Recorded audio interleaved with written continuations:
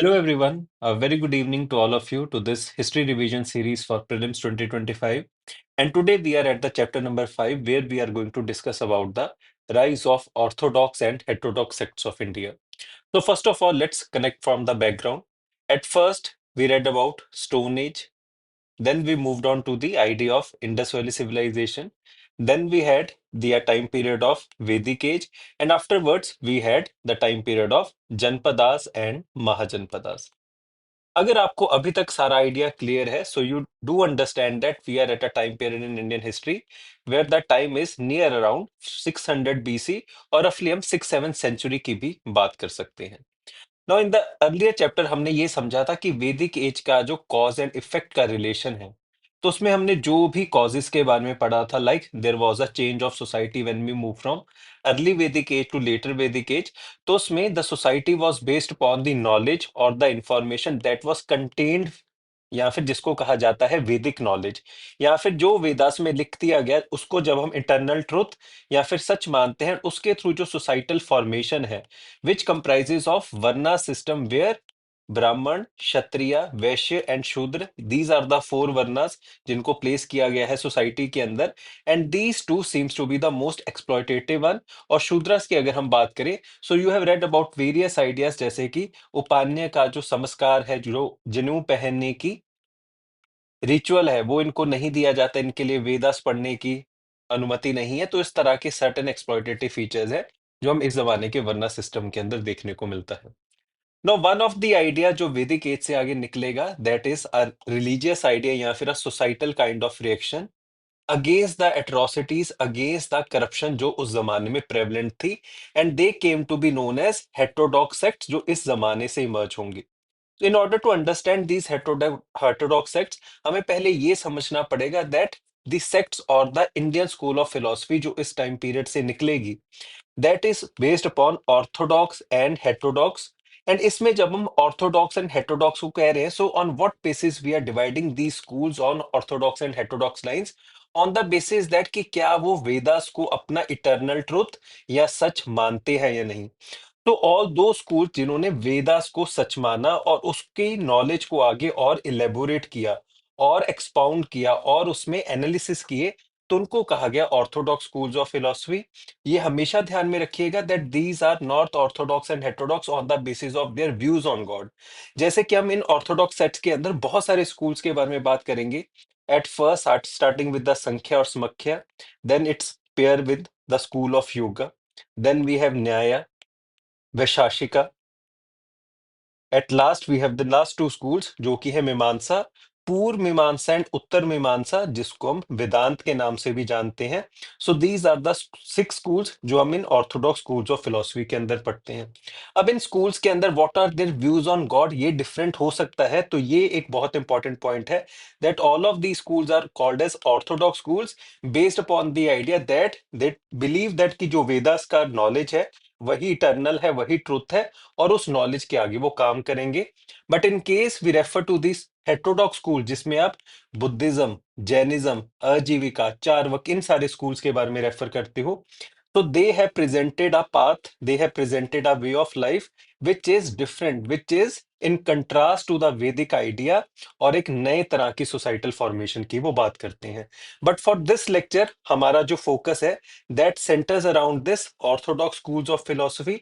तो आज इस लेक्चर में हम प्रीलिम्स 2025 के हिसाब से उनके बारे में बात करेंगे। I hope that this basic idea is clear to everyone. Now in case हम इन ऑर्थोडॉक्स स्कूल्स ऑफ फिलोसफी की बात करें, तो पेपर पॉइंट ऑफ व्यू से तो आपको सिर्फ यही एक टेबल ध्यान में रखना है। Although I have given all of these things in detail, आपको हर स्कूल का आइडिया यहाँ पे डिटेल में मिलेगा। Just go through once and overall अगर आपको कुछ रटना है, so these are the six schools. उनके फाउंडर्स हैं कि किस प्रोमिनेंट पर्सनैलिटी के द्वारा उस स्कूल की फिलोसफी को फाउंड किया गया है, and in case there are some important concept inside that school, तो वो यहाँ पे हम समझने की कोशिश करते हैं। सो एट फर्स्ट अगर हम ओवरऑल स्कूल्स की बात करें, वी हैव संख्या और Samkhya, then we have yoga, then we have Nyaya, Vaisheshika, and at last we have Purva and Uttara Mimamsa. अगर हम सबसे पहले संख्या स्कूल की बात करें, so this school gave the concept of duality और that a human existence or a human life is made up of Purusha and Prakriti. ये पुरुषा क्या है? आपकी सोल. प्रकृति क्या है? आपकी body. Like your body, physical body is made up of 5 matters which are constituents of the matter only, prakriti, nature only. And उस सब में जान कौन भरेगा? सोल कौन भरेगा? पुरुषा. तो उस तरह के कंसेप्ट की यहाँ पे बात हुई है.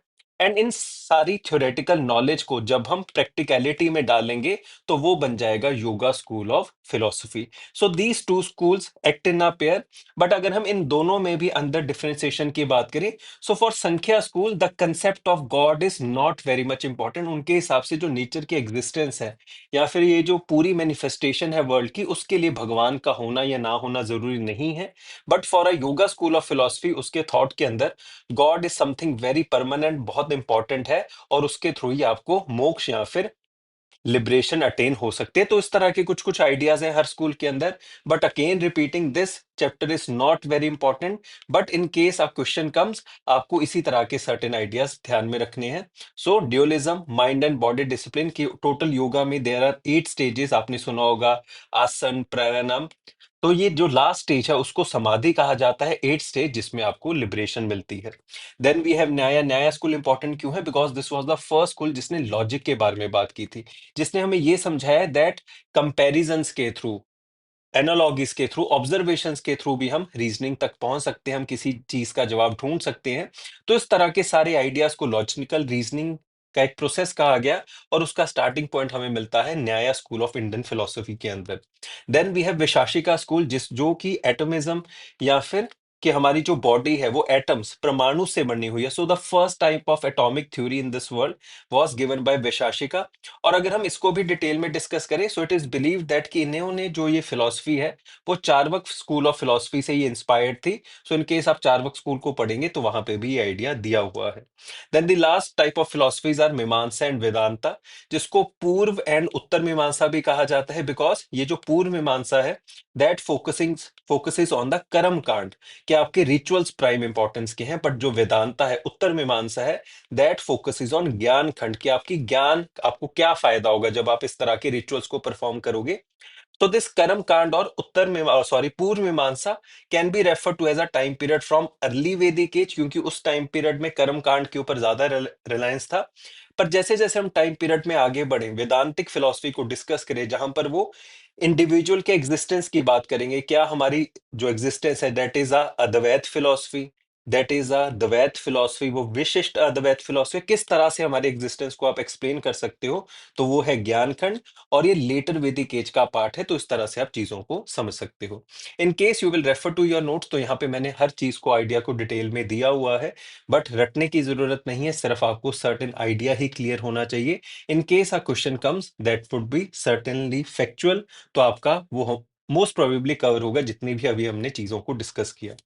अंडर दिस उत्तर मीमांसा स्कूल, जिसको वेदांता भी कहा जाता है, तो अद्वैत वेदांता, द्वैत वेदांता, विशिष्ट अद्वैत की ड्यूलिज्म है, नॉन ड्यूलिज्म है, क्वालिफाइड ड्यूलिज्म है. तो किस तरह के आइडियाज हैं वो मैंने आपको क्लास में भी बहुत बार समझाए हैं. आई होप ये चीजें आपको क्लियर होंगी. Now from the mains point of view, आपके नोट्स को थोड़ा इलेबोरेट किया गया है, पर ये आप तब पढ़िएगा जब आपका मेंस आएगा. टिल हेयर प्रीलिम्स तक आपकी हर इंफॉर्मेशन यहाँ पर एडिड है. एंड मोर स्पेसिफिकली अगर आप जल्दी जल्दी रिवाइज करना चाहते हो, और दिस इज अ चैप्टर जो आपने पहले स्किप कर दिया था, तो आप सिर्फ इन टेबल्स को ही रेफर कर लीजिए. That would be more than enough. उसके अलावा आपको कुछ भी जरूरत नहीं है. एंड इसके हम नेक्स्ट लेक्चर में बहुत दो इंपॉर्टेंट टॉपिक्स को डिस्कस करेंगे, Buddhism and Jainism, which is the most important and favourite topic of history. तो प्लीज इसको आप ध्यान से देखिएगा. This was all for today. In this first lecture हमने डिस्कस किया किसके बारे में? Orthodox schools of philosophy. And this was the day 5 और chapter number 5 under our history revision series. And I am promising you, अगर आप इस पूरी सीरीज को ढंग से कवर करेंगे, अपने नोट्स के साथ इसको रिवाइज करेंगे, most of the questions out there in the examination will be covered from this historical series only. Thank you so very much.